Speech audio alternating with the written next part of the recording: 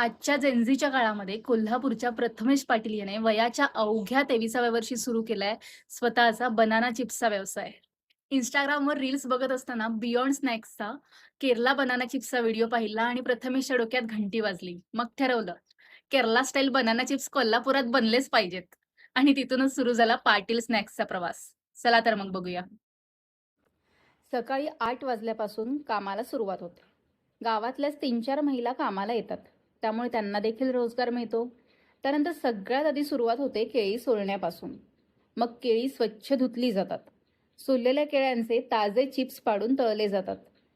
Chips तळण्यासाठी मोठी कढई आणि भट्टीचा वापर केला जातो.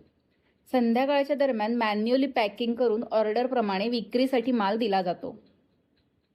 या व्यवसायासाठीचे सगळ्यात महत्त्वाचे घटक म्हणजे केळी आणि तेल. त्यानंतर मीठ, मसाले, सरपण, सीलिंग मशीन, पिशव्या, कंपनीचे स्टिकर्स व इतर बारीक सारीक गोष्टी पकडून एकूण 70,000 इतका खर्च आला. आज कोल्हापुरात अनेक ठिकाणहून प्रथमेशच्या बनाना चिप्सना मागणी आहे. हे सर्व करून वर्षाला 4 ते 5 लाखांची कमाई होते.